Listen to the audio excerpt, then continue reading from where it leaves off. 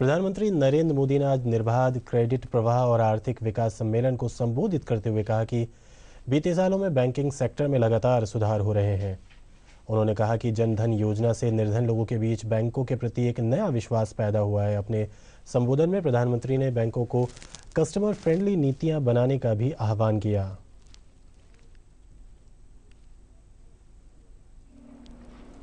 श्रीमती निर्मला जी,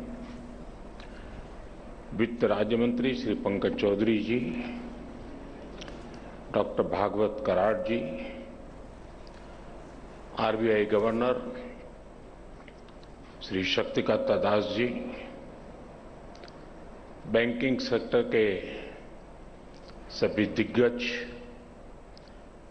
भारतीय उद्योग जगत के सभी सम्मानित साथी, कार्यक्रम में जुड़े सभी अन्य महानुभाव, देवी और सज्जनों, मैं जब से यहां आया हूं, जो कुछ भी सुना उसमें विश्वास ही विश्वास नजर आ रहा है।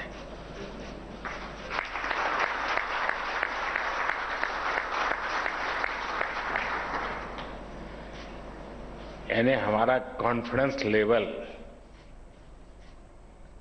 इतना वाइब्रेंट हो, ये अपने आप में बहुत बड़ी संभावनाओं को संकल्प में परिवर्तित करते हैं और सब मिलकर के चले तो संकल्प को सिद्धि प्राप्त करने में मैं नहीं मानता हूं कि देर लगेगी। किसी भी देश की विकास यात्रा में एक ऐसा समय आता है जब वो देश नई छलांग के लिए नए संकल्प लेता है और फिर पूरे राष्ट्र की शक्ति उन संकल्पों को प्राप्त करने में जुट जाती है। अब आजादी का आंदोलन तो बहुत लंबा चला था। 1857 से तो विशेष रूप से उसको इतिहासकार एक सूत्र में बात करके भी देखते हैं, लेकिन 1942 और 1930 दांडी यात्रा और क्विट इंडिया, ये दो ऐसे टर्निंग पॉइंट थे जिसको हम कह सकते हैं कि वो एक ऐसा टाइम था जो देश को छलांग लगाने का मूड बनाया था। 30 में वो जो छलांग लगी वो देश भर में एक माहौल बना दिया और 42 में जो दूसरी छलांग लगी उसका परिणाम 1947 में आया। यानी जो मैं छलांग की बात कर रहा हूं, आजादी के 75 साल और अब एक ऐसी अवस्था में हम पहुंचे हैं कि सच्चे अर्थ में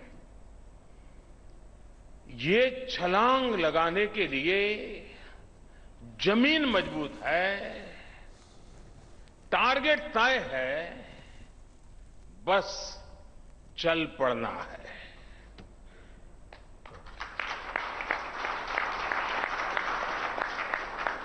और मैंने लाल किले से कहा था, 15 अगस्त को कहा था, यही समय है, सही समय है। आप सभी नेशन बिल्डिंग के इस महायज्ञ के प्रमुख स्टेक होल्डर्स हैं और इसलिए भविष्य की तैयारियों को लेकर आपका संवाद, ये 2 दिवस का आपका मंथन, आपने मिल बैठ करके जो एक रोड मैप सोचा होगा, आपने जो निर्णय किए होंगे, मैं समझता हूं सारी बातें अपने आप में बहुत महत्वपूर्ण है। साथियों, सरकार ने बीते 6-7 वर्षों में बैंकिंग सेक्टर में जो रिफॉर्म्स किए,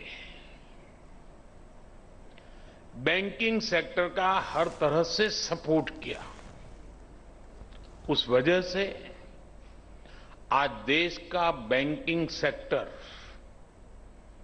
बहुत ही मजबूत स्थिति में है। आप भी ये महसूस करते हैं कि बैंकों की फाइनेंशियल हेल्थ अब काफी सुधरी हुई स्थिति में है।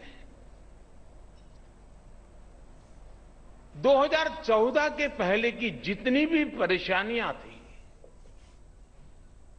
जितनी भी चुनौतियां थी,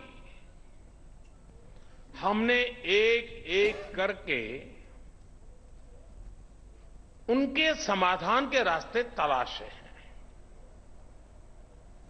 हमने एनपीएस की समस्या को एड्रेस किया, बैंकों को रिकैपिटलाइज किया, उनकी ताकत को बढ़ाया। हम आईबीसी जैसे रिफॉर्म्स लाए, अनेक कानूनों में सुधार किए, डेट रिकवरी ट्रिब्यूनल को सशक्त किया।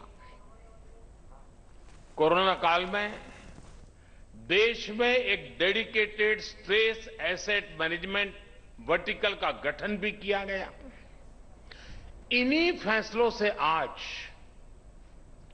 बैंकों की रिजोल्यूशन और रिकवरी बेहतर हो रही है।